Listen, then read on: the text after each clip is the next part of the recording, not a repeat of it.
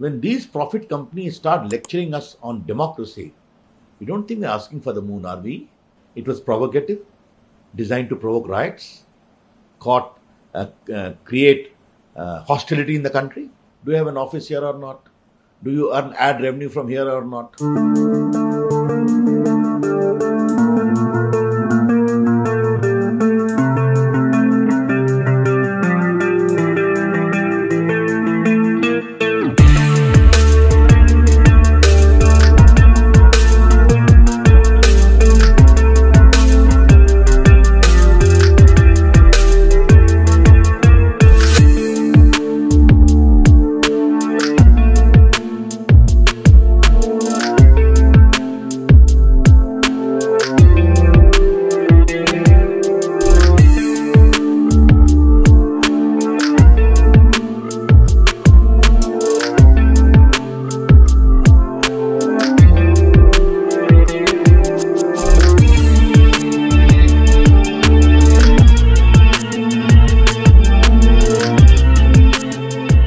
As a law minister or the IT minister, I have no comment to offer.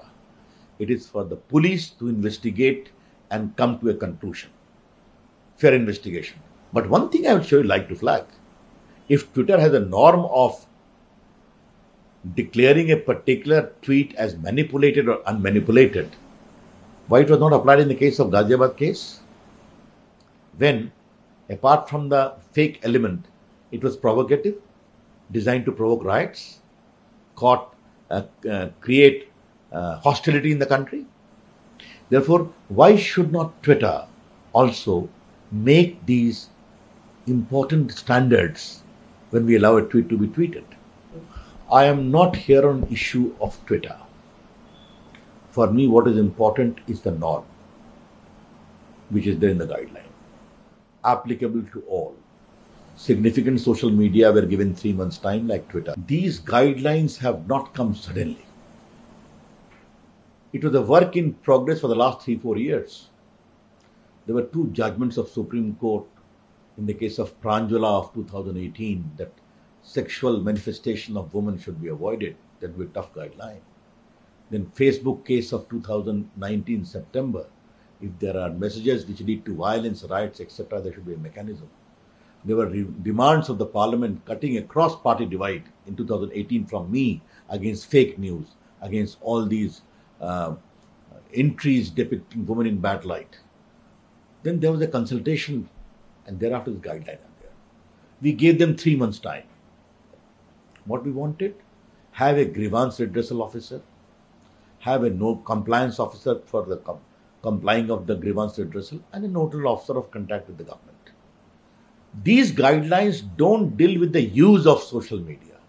They deal with the abuse and misuse of social media so that people can complain about their misuse when they are being defamed, when women's dignity is being compromised, and all these things.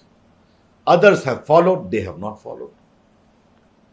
There is a proper rule, Rule 7 of the guideline, which says if you don't comply with the guideline, then the consequence is under Section 79, you may lose your intermediary status and you may become liable to other laws, including penal laws of the country. Therefore, if something is happening, it is not happening because of me, it is happening because of law, namely Clause 7 of the rules guidelines. I am not declared it, the law has declared it, be very clear. And I don't think I need to talk to Twitter through ANI. Okay? They have been representing. If others had followed, why can't they follow? We are asking only 3 officers to be appointed now. We don't think they're asking for the moon, are we? We also said you can pick up on any one of your own employee as an interim arrangement. Therefore, the point is simply is the intention. And once the 3 months period exhausted on the 26th of May, I further gave a last opportunity by way of goodwill gesture. Let's be more accommodating. On the establishment of office, you can take few months' time for clearance, etc. from RBI. I understand that. But who stops you? Do you have an office here or not? Do you earn ad revenue from here or not? Come on. We all know these things. Okay. Therefore, the whole issue is why should you not comply? And one thing more I would like to raise here. When Indian companies go to do IT business in America or other countries, do they follow the laws of America or other countries or not? When Indian pharma companies go to manufacture medicine in America, do they follow American laws or not? If you have to do business in India, you're welcome to criticize the Prime Minister, all of us, we welcome that. But you'll have to obey the Constitution of India and you'll have to obey the rules of India. One thing I must tell you, when these profit companies start lecturing us on democracy, then surely I would like to ask a question. India is a democracy because there is election fair.